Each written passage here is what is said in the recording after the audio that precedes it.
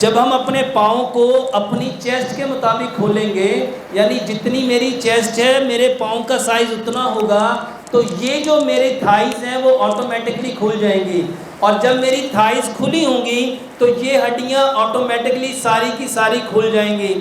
ان ہڈیوں سے یہ جو ہمارے دماغ سے اسپائنل کارڈ کے ذریعے سے نروی سسٹم آتا ہے، یہ جو نروز آتے ہیں میرے محترم بھائیوں، جب اپنے پاؤں کو آپ تھوڑا کم کھولتے ہیں تو یہ تھائز آپس میں مل جاتی ہے، اس کی وجہ سے آپ کی ہپ بون آپس میں مل جاتی ہے۔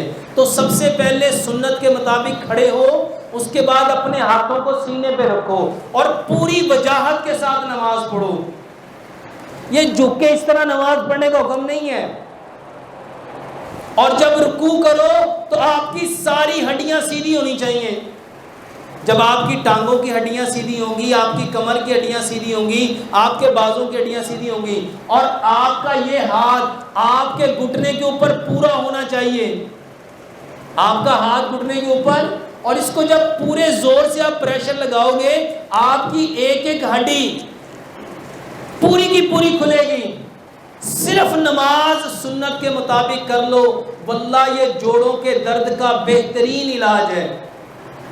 اس کے ساتھ ایک اور بات بتاتا ہوں، پیارے پیغمبر جناب محمد صلی اللہ علیہ وآلہ وسلم کی بیٹی سیدہ فاطمہ رضی اللہ تعالیٰ عنہا وہ کام کر کر کے تھک جاتی تھی۔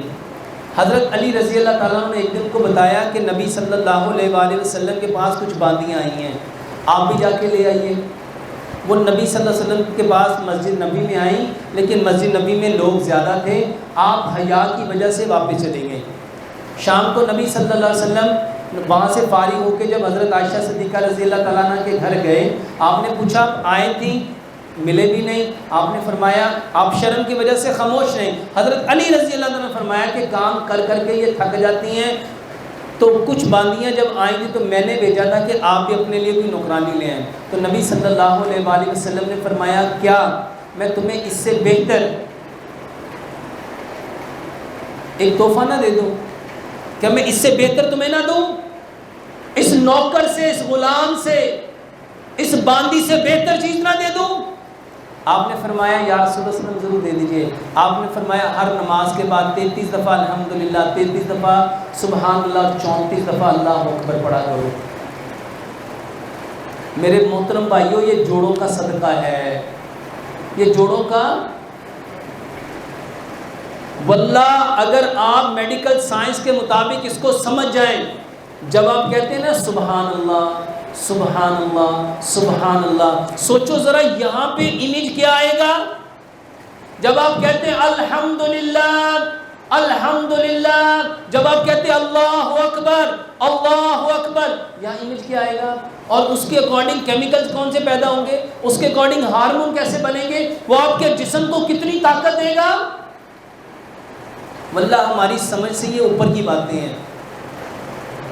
اس کے ساتھ تیسری بات، جوڑوں کے درد کے لیے میرے محترم بھائیوں، یہ جو چاشت کی دو رکھتے ہیں، یہ جو اشراق کی دو رکھتے ہیں، واللہ یہ آپ کے ہر جوڑ کا صدقہ ہے، آپ کے ہر جوڑ کا صدقہ ہے۔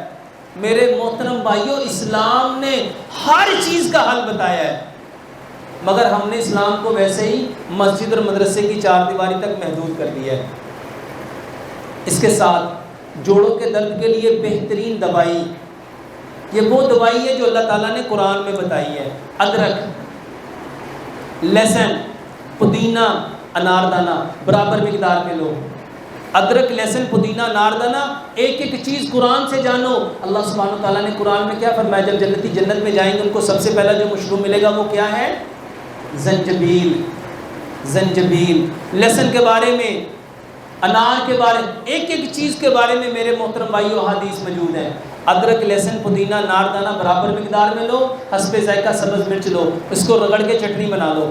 ہر کھانے کے ساتھ 2 بڑے چمچ صبح بھی، دوپہر بھی، شام بھی استعمال کرو۔ واللہ یہ آپ کے جوڑوں کا نہیں، یہ 100 بیماریوں کا علاج ہے، یہ 100 بیماریوں کا علاج ہے۔ دوسری چیز، نبی صلی اللہ علیہ وسلم کے دور میں حضرت عائشہ صدیقہ رضی اللہ عنہا فرماتی ہیں ہمارے ہاں جب کوئی بیمار ہو جاتا تھا تلبینہ چولہوں پہ چڑھ جاتا تھا، تلبینہ چولہوں پہ چڑھ جاتا تھا.